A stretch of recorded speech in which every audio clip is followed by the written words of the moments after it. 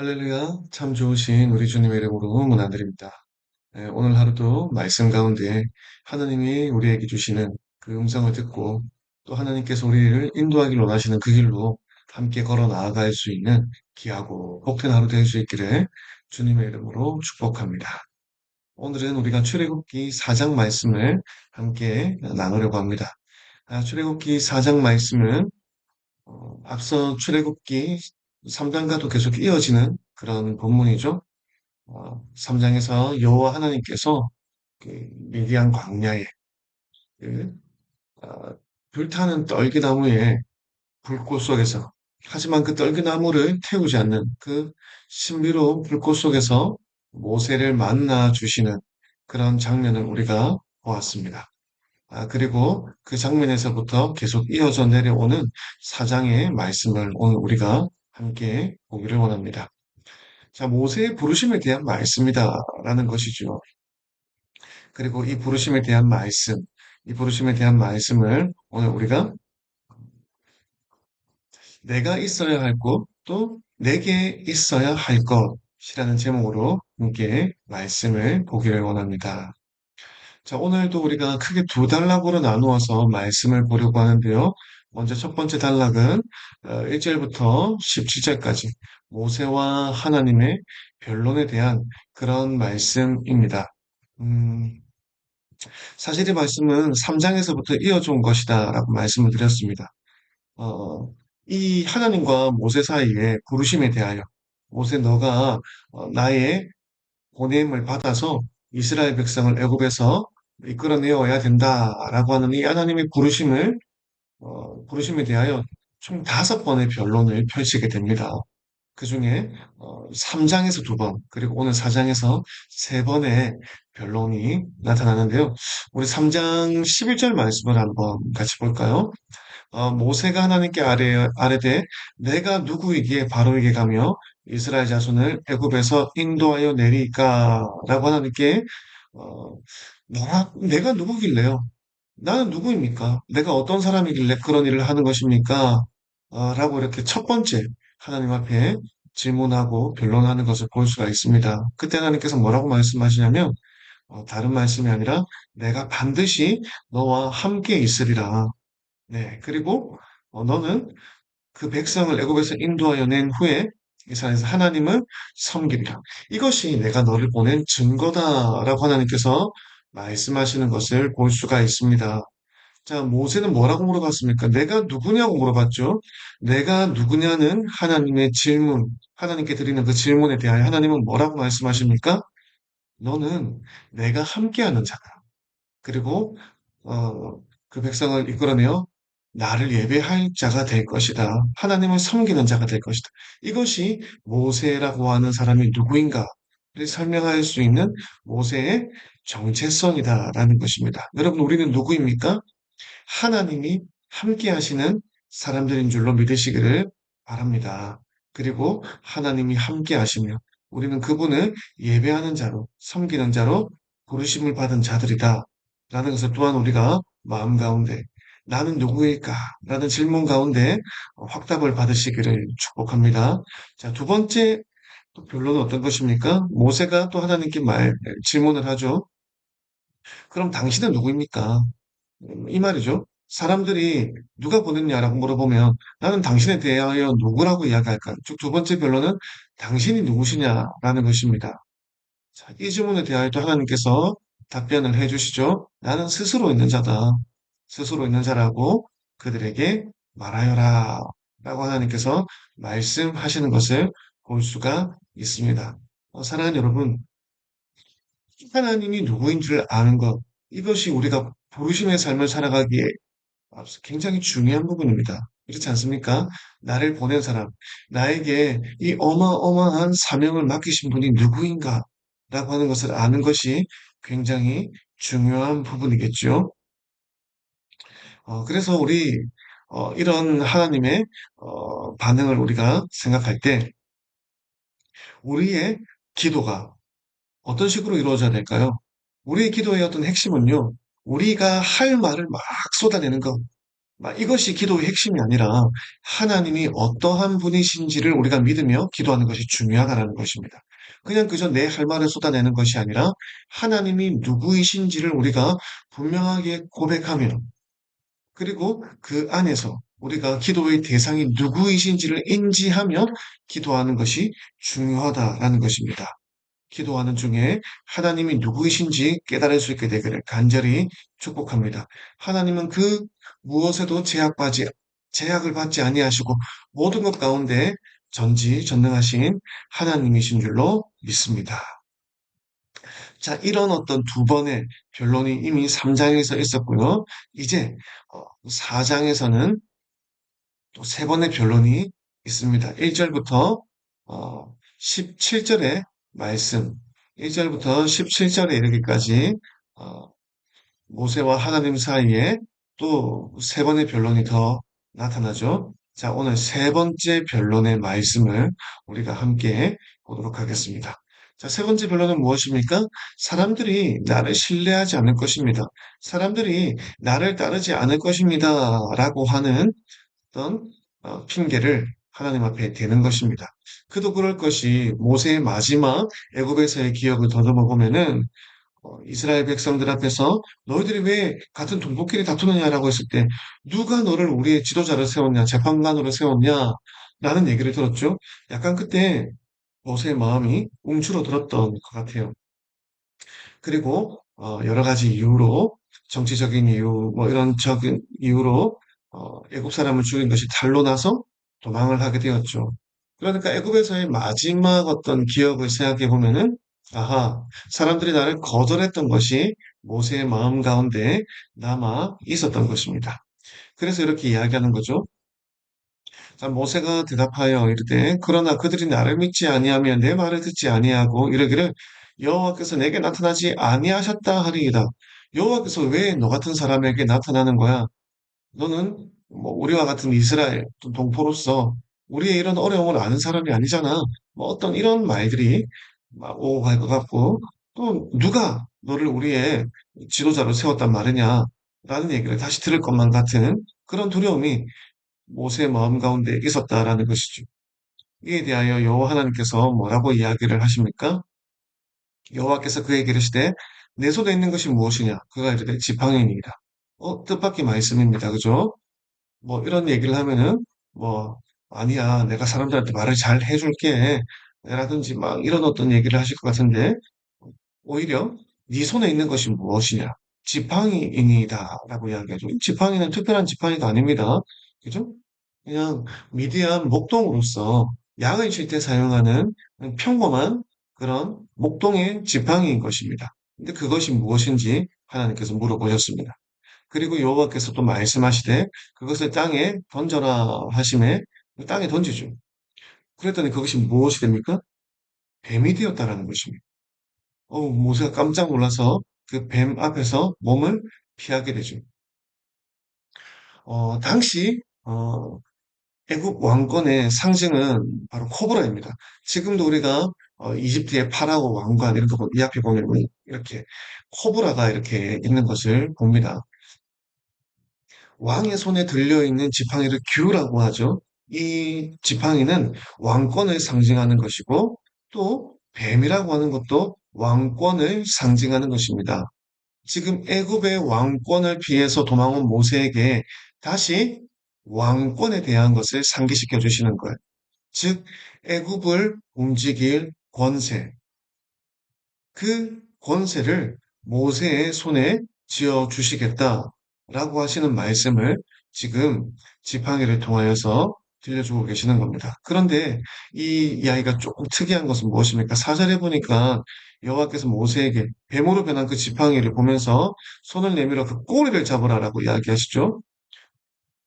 보통 우리 여러분들 뱀 잡는 장면 보셨습니까? 꼬리 잡는 사람은 없죠. 꼬리를 잡으면 뱀이 이렇게 몸을 틀어서 물 수 있기 때문입니다. 그래서 뱀을 잡을 때는요, 어디를 제압하느냐? 예, 머리 부분을 잡습니다. 바로 그 낼름낼름거리는 요 턱 밑부분을 이렇게 잡아서 물지 못하도록 하는 것이죠. 그런데 지금 하나님께서 모세에게 꼬리를 잡으라라고 이야기하고 있습니다. 꼬리를 잡으면 안 된다. 머리를 잡아야 된다라고 하는 것은 모세가 몰랐을까요? 아니, 그렇지 않습니다. 그러나 모세에게 참 좋은 면모가 있었는데 무엇입니까? 말씀하신 대로 순종하는 거죠. 그것을 잡았더니 다시 지팡이가 되는 것입니다. 자기의 생각과 이성, 어떤 그동안 애굽의 왕자로서 배워왔던 그런 학식들을 뒤로 하고 여호와 하나님께서 말씀하시는 대로 순종하기 시작하는 모세의 모습을 볼 수가 있습니다. 순종하기 시작하는 거죠. 그럼에도 불구하고 모세의 마음 가운데에는 이 부르심에 대한 확신이 없는 거죠. 하나님께서 계속해서 이적을 보여주십니다. 너의 손을 품에 넣어 보아라. 이렇게 품에 딱 넣었더니 그리고 꺼내 보았습니다. 그랬더니 어떻게 되어 있습니까? 손에 나병이 생겨 눈같이 희게 되었다는 것입니다. 나병은 보통 저주를 의미하죠. 나병에 걸리면 왕권에서도 내려와야 되는 것입니다. 어, 그런데 다시 그 손을 꺼내 보니까 이제 나병이 걸려 있는 거죠. 근데 여호와께서 다시 말씀하시는 거예요. 다시 품에 넣어보라라고 하니까요. 모세가 또 식혜에 다시 손에 넣었습니다. 꺼내보니까 다시 깨끗한 살로 변해 있는 것을 볼 수 있습니다. 자, 모세가 참 말씀하시는 대로 잘 순종하고 있는 것을 볼 수 있죠. 넣었다가 꺼내는데 나병이 생겼다. 다시 넣었다가 꺼내면 팔이 없어질 수도 있고, 더 심한 병이 생길 수도 있는 상황 속에서도 하나님이 말씀하시니까 그래도 순종하는 모세의 모습을 볼 수가 있는 것입니다. 여러분들, 하나님께서 지금 모세와 함께 어떤 마음을 맞춰가고 있는 것을 볼 수가 있습니다. 자, 어떤 것입니까? 모세가 행동했을 때 애굽의 저주가 임하게 될 수 있고, 또 모세가 다시 어떤 행동을 했을 때 그 저주가 그치게 될 것이다. 라고 하는 것을 하나님께서 모세에게 이런 이적들을 통하여 말씀해 주고 계신다는 거예요. 그래서 이 두 가지 이적을 통하여서 하나님 어떠한 것에도 제약을 받지 않으시는 분이시고, 그 하나님께서 모세와 함께 하시겠다는 것입니다. 하나님이 함께 하시겠다고 말씀하셨는데, 아무런 능력도 없고, 아무런 어, 이런 모세에게 힘을 줄 수 없는 분이 함께 하신다라고 하면은 모세에게 그게 어떤 의미가 되겠습니까? 그러나 하나님이 이런 능력이 하나님이라신. 그러므로 이런 하나님께서 오늘 우리에게도 놀라운 이적과 놀라운 능력으로 함께 하실 것을 약속해 주시는 줄로 믿습니다. 오늘 이 말씀을 붙들고 하나님, 오늘 우리의 삶 가운데도 하나님 함께 하시죠? 함께 하신 하나님은 어떠한 분이신지 제가 분명히 알고 있습니다. 라고 하며 우리 하나님이 누구신지를 우리 기도하는 가운데 또 말씀 묵상하는 가운데 깨달으며 붙들 수 있게 되기를 주님의 이름으로 축복합니다. 자, 그리고 그 다음은 세 번째 변론이 이어집니다. 모세의 세 번째 변론은 무엇입니까? 네 번째 변론이죠. 나는 말주변이 없는 사람입니다. 라는 것입니다. 자, 모세가 이야기합니다. 여호와께 아뢰되 오 주여 나는 본래 말을 잘하지 못하는 자입니다. 주께서 주의 종에게 명령하신 후에도 내가 이런 귀한 말씀을 받았는데도 여전히 나는 입이 뻣뻣하고 혀가 둔한 자입니다. 라고 이야기하는 거죠. 말 못해서 내가 못 가겠다라는 것입니다. 그때 하나님께서 뭐라고 하십니까? 야, 사람의 입을 누가 지었냐? 이 모든 것들 다 창조주 내가 한 것이 아니냐라는 것입니다. 여러분들, 이것뿐입니까? 우리의 환경과 경험, 가정, 물질, 그 외에 그 모든 어느 것도 하나님이 만드셨고, 또 하나님은 그 모든 것들로부터 제약을 받지 아니하시는 하나님이십니다. 모든 것을 창조하시고, 모든 것을 운영하시는 그분이 우리와 함께 하시겠다라고 하시면서 뭐라고 하십니까? 이제 가라. 어, 내 입에, 그리고 네가 함께 있어야 할 말을 내가 가르쳐 주겠다. 하나님께서 그렇게 말씀하신다는 것. 하나님께서 모든 것을 지으셨고, 그 전능하신 분임을 우리는 믿고, 깨닫고, 인지하면서, 생각하면서 우리는 우리의 삶을 살아야 하는 것입니다. 자, 모세는요, 이런 하나님께서 그를 부르시고 있는데, 네 번이나 핑계를 대고, 딴지를 걸고 하는 것이죠. 근데 중요한 것은 무엇입니까? 하나님께서 그런 모세의 할 수 없어요. 저 이것 때문에 안 돼요라고 하는 그런 핑계들에 대하여 하나하나 설득해 가시고, 그 얘기를 들어주시고, 그리고 계속해서 할 수 있다.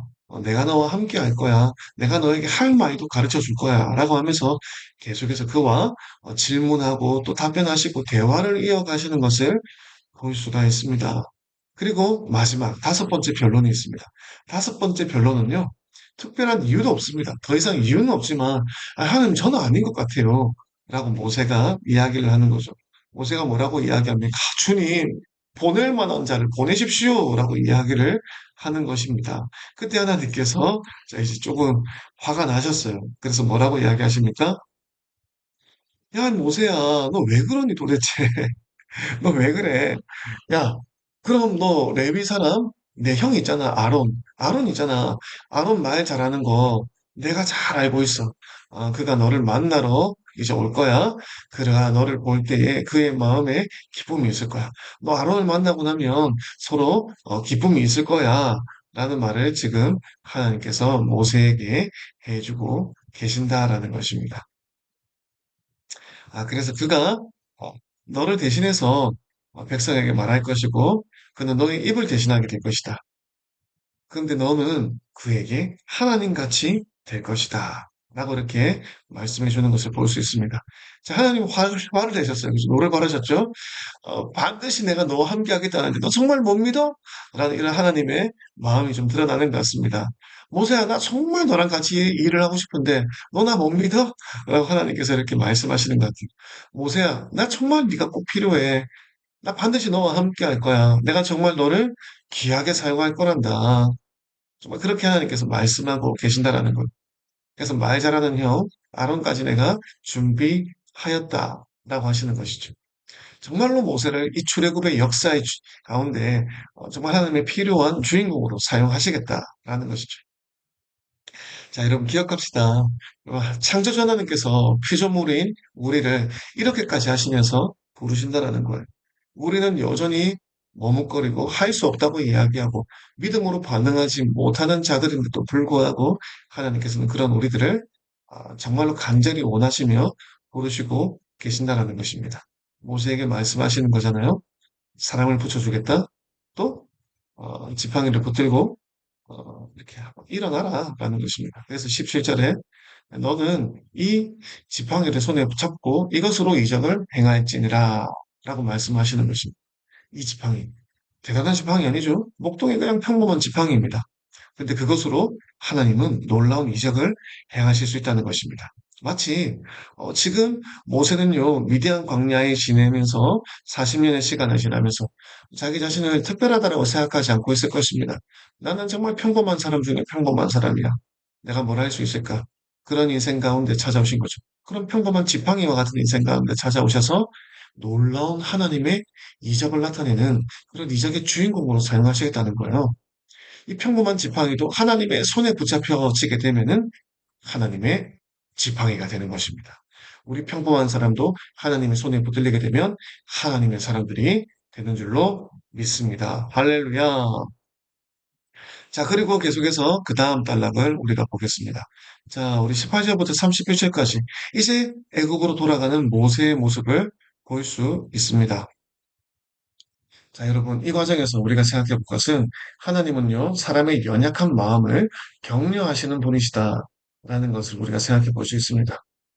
자, 모세가 이제 그래서 이 하나님의 강력한 부르심을 받고 장인에게 찾아갑니다. 모세가 그 장인 이드로에게 돌아가서 그에게 이르되 내가 애굽에 있는 내 형제들에게로 돌아가서 그들이 아직 살아있는지 알아보려 하오니 나를 보내라 라고 이야기하니까 이드로가 가라고 하죠. 자, 지금 모세가 뭐라고 이야기했습니까?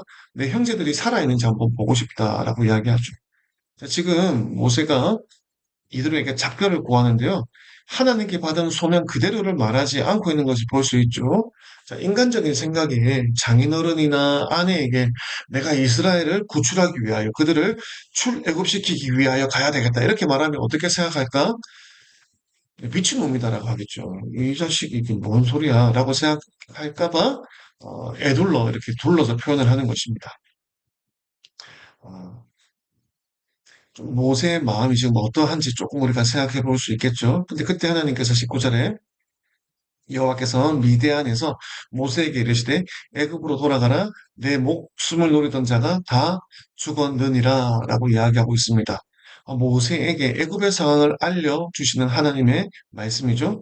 모세가 아직 주저하는 마음, 염려하는 마음이 남은 듯하니까 용기를 주고 계시는 것을 볼 수가 있습니다.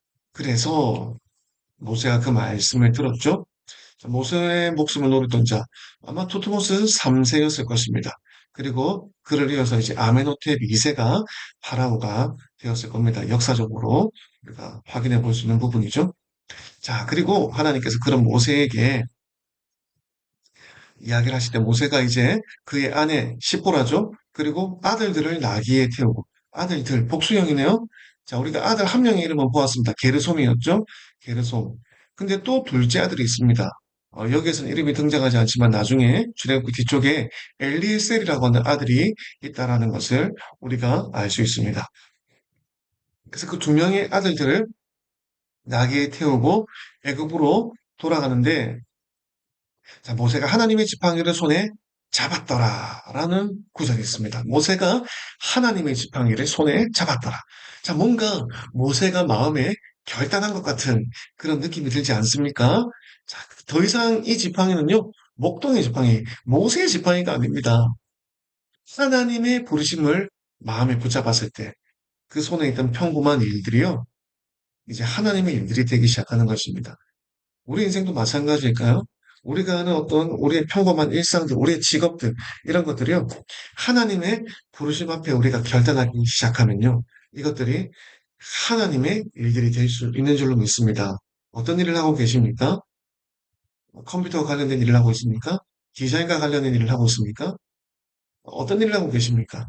그 어떤 일이라고 할지라도 그것이 하나님의 부르심에 반응하는 우리의 결단과 함께하게 될 때에 그것이 하나님의 일, 하나님의 사업, 하나님의 역사가 있는 일들이 될 줄로 믿습니다.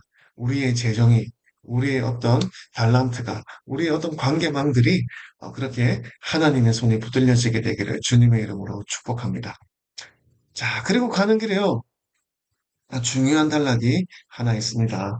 하나님께서 뭐 모세에게 이렇게 결단도 하게 하시고 그리고 또 가는 길에 파라오가 아마 말을 잘 듣지 않을 거야.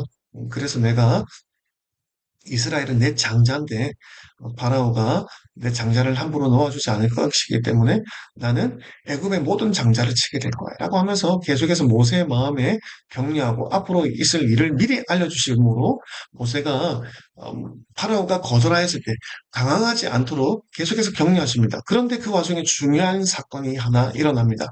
바로 시보라와 그리고 아들의 할례 문제입니다. 자, 여러분들, 우리가 하나님의 일을 할 때에 우리 가정에서부터 언약의 갱신, 즉 말씀의 갱신이 필요하고요. 그리고 인식의 변화가 필요하다라는 것을 우리가 생각해 보아야 되겠습니다. 자, 한번 어떤 말씀인지 볼까요? 4장 24절에 보니까 모세가 길을 가다가 숙소에 있을 때 여호와께서 그를 만나서 그를 죽이라고 하신지라 이 하나님이 부르셨고 또 하나님의 부르심을 따라가고 있는데 모세를 죽이려고 했다는 것입니다. 어떤 이유입니까? 바로 할례 때문입니다. 자, 할례의 문제가 있었다라는 것이죠. 자, 특별히 마지막 모세를 준비하는 단계에서 모세의 마음을 강하게 하고 안심시키고 뭐 담대하게 하고 당황하지 않도록 하고 뭐 이런 일들도 중요한데요. 정말 마지막으로 준비해야 될 것은 바로 그 가족이고 그 가운데서도 아내 시보라야 한다는 것입니다. 자, 여기 이 부분에 할례에 대한 문제가 나타나는 것을 볼 수가 있습니다. 자, 이스라엘 백성들은요, 할례를 통하여서 우리가 하나님의 언약 백성이다라고 하는 어떤 정체성의 표징으로 삼았었습니다. 그래서 아브라함도 이삭을 낳았을 때 난지 8일 만에 할례를 행하였던 것을 우리 말씀 가운데 볼 수 있죠. 창세기 17장에 보면은 할례와 관련된 하나님의 언약이 잘 설명되어져 있는 것을 볼 수가 있습니다. 여러분, 모세도 할례를 받았을까요? 당연하죠. 모세도 100일간 누구의 손에 길러졌습니까? 석 달 동안 어머니, 요기벳의 손에 길러졌죠. 요기벳은 믿음의 어머니였습니다. 모세도 난지 8일 만에 할례를 받았죠. 그러니까 그를 갈대 상자에 띄어 나일강을 띄어보낼 때 이집트의 공주가 그를 안아보고 히브리인의 아이라는 것을 곧장 알아보시는 것은 무엇입니까? 표시가 있기 때문이죠. 할례의 표시가 있기 때문입니다. 그럼 모세는요? 게르솜에게 할례를 행했을까요? 아마 많은 성경학자들이 게르솜 할례를 받았을 것으로 이야기합니다. 근데요, 그 과정에서 미디안에서 태어나고 자란 십보라가 그 할례에 대하여 좋지 않은 인식을 가졌던 것 같아요. 우리 아들에게 어떻게 난지 8일 만에 저렇게 표피를 벗겨내지? 성기의 껍질 부분을 벗겨내지? 그게 너무 십보라가 보기에는 이해가 되지 않았던 것 같아요. 그래서 아들 들으라고 했지 않습니까? 둘째 아들 엘리 에셀이 태어났는데 그때 아마 떠나던 당시에 엘리에셀이 할례를 받을 만큼 굉장히 어렸던 것 같습니다. 그 일을 두고 모세와 시보라 사이에 할례를 받아야 된다, 안 받아야 된다. 이렇게 시보라가 강력하게 거부하고 있었던 그런 때가 아닌가라고 우리가 생각을 해 볼 수가 있는 거죠. 그래서 할례를 받지 않은 그 엘리에셀의 문제로 인하여 하나님께서 모세를 죽이려고 하셨다라는 것입니다.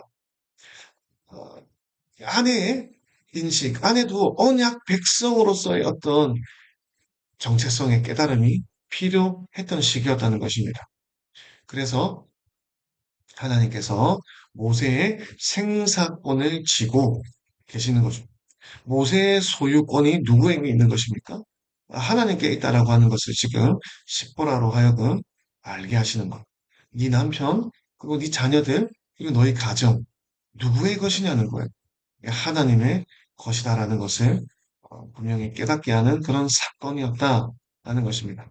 남편이 죽을 위기에 처하자 시보라가 이제 그때는 남편이 하나님의 소유임을 인정하고 고백하며 그 둘째 아들 엘리에셀의 할례를 직접 행하는 것을 볼 수가 있습니다. 그때는 이제 어, 돌칼을 이용했죠. 돌칼이 이제 수술용으로 의료적인 행위로 이루어진 어떤 그런 역사적인 기록들도 남아 있습니다. 그래서 그것으로 표피를 벗겨내긴 했는데 돌칼을 가져다가 아들의 보피를 벗게 되고 그것을 발에 갖다 대면서 당신은 참으로 내게 피난 편이다라고 이야기하는 거죠. 뭐 두 가지 생각해 볼 수 있는 것 같아요. 첫 번째는 악에 바친 거죠. 이렇게까지 해야 되냐라고 하는 어떤 그런 시보라의 마음이 있겠고 어, 두 번째는 여호와께서 핏값으로 당신을 사셨다. 정말로 당신은 나의 하나님의 소유된 백성이다라고 하는 어떤 그런 부분들로 고백을 했던 것을 생각해 볼 수가 있겠습니다.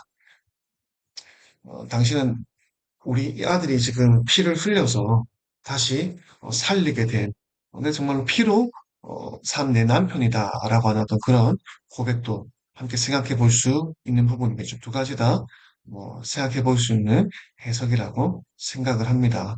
그래서 이렇게 모세가 길을 완전히 떠나게 되고 애굽으로 들어가게 되는 것입니다. 그리고 애굽으로 가는 상황 가운데 하나님께서 모든 상황을 준비하심을 볼 수 있습니다. 바로 여호와께서 아론에게도 말씀하셨다는 거예요. 이 동일한 시기에 아론에게도 미리 말씀하셔서 광야에서 모세를 만나라라고 하시는 거죠. 그리고 모세와 아론이 하나님의 때를 따라 만납니다.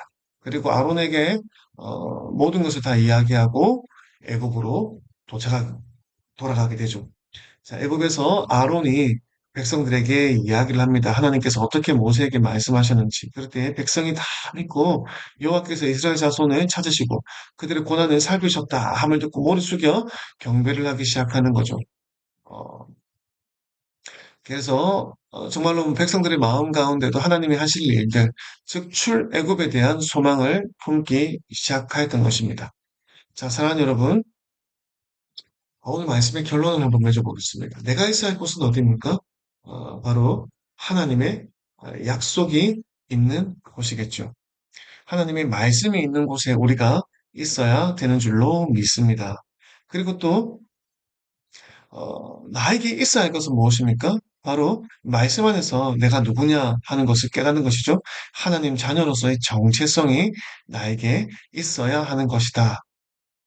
여러분, 우리 말씀 안에서 하나님과 충분히 우리가 대화를 나누고 하나님께 묻고 또 듣는 시간을 가지기를 축복합니다. 오늘 기도하실 때는요, 하나님이 누구이신지 여러분 물어보시길 바랍니다. 그리고 하나님이 누구이신지에 대하여 분명하게 깨달을 수 있는 시간이 오늘 말씀 가운데, 기도 가운데 있으시기를 축복합니다. 그래서 내가 있어야 할 곳은, 아하, 바로 이 하나님의 말씀이 있는 곳이구나, 라고 하는 것을 확신하며, 또 내게 있어야 될 것은 내가 누구냐? 하나님의 약속에 함께하는 그 사람이다. 이 하나님 자녀의 정체성을 분명하게 확신하는 저와 여러분 될 수 있게 되기를 주님의 이름으로 축복합니다. 승리합시다.